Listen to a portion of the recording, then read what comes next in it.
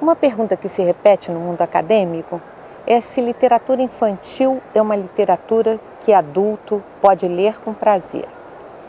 Se não for assim, não é literatura, porque a literatura infantil, em verdade, é uma expansão do conceito literário para incluir o leitor criança, o leitor jovem. Uma literatura infantil de qualidade resiste a uma tese de doutorado. Por que deve ser assim?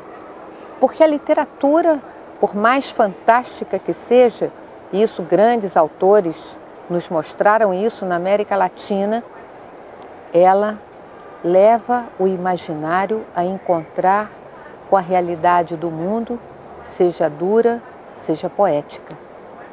A literatura é a experiência de recriar, reorganizar a realidade que está fixada numa leitura, em geral, crivada por ideologias.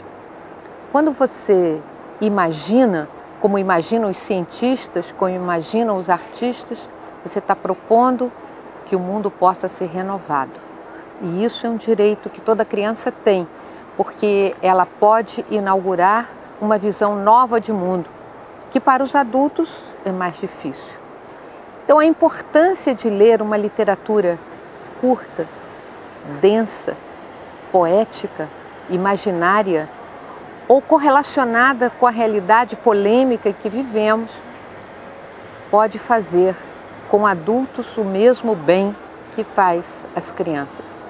Uma literatura que dá para pensar, uma literatura que dá para refletir, uma literatura que dá para reconsiderar as possibilidades de estar no mundo.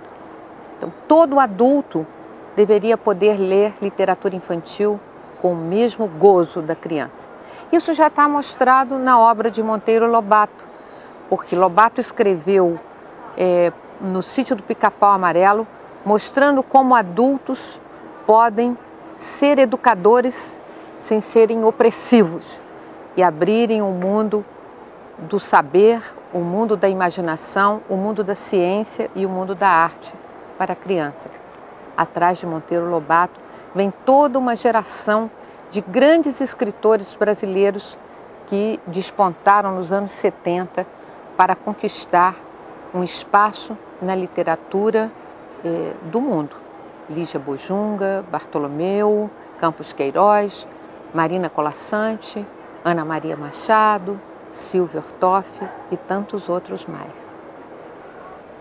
Falando da literatura infantil brasileira, é impossível não considerar a obra dos grandes autores que têm percorrido o mundo representando o país e a língua portuguesa no seu imaginário criador de mundos, de experiências e de riquezas das quais as crianças partilham. O nome de Ana Maria Machado, a segunda brasileira premiada com o prêmio Hans Christian Andersen no ano 2000, circula desde as escolas primárias até a Academia Brasileira de Letras. E Ana Maria tem obras e prêmios no mundo todo. Seguramente é conhecida a sua obra mais querida, talvez, Bisabel, em que toda uma geração é construída aproveitando as experiências de avós para netos e recriando o mundo numa visão em que as gerações dialogam e as gerações aprendem entre si a inovação das coisas e do mundo. Ana Maria experimentou muitos temas, muitas linguagens na literatura infantil, recriando, inclusive, experiências populares, tradições, mitos e fazendo grandes traduções. Mas sua obra, ela tem enorme relevância e circulação. Bem do seu tamanho, é um livro que discute tanto a perspectiva da infância sobre o tamanho do mundo e o tamanho de si mesma, quanto recoloca para o adulto a necessidade de incluir o ponto de vista da criança para o reconhecimento do mundo. Dessas inúmeras obras, eu destacaria a Jararaca, Perereca e Tiririca, que é quase uma fábula política, uma fábula onde se está efetivamente discutindo a capacidade de resistência e os modos de enfrentamento que originalmente os olhares políticos e as relações sociais têm que se defrontar.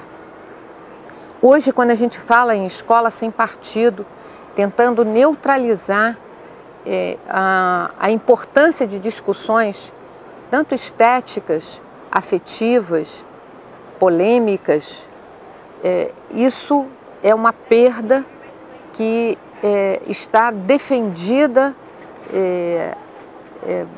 ardorosamente na obra de Ana Maria, que não teve medo de enfrentar questões amplas de ordem racial, de ordem de gênero, na esteira da lição do Monteiro Lobato.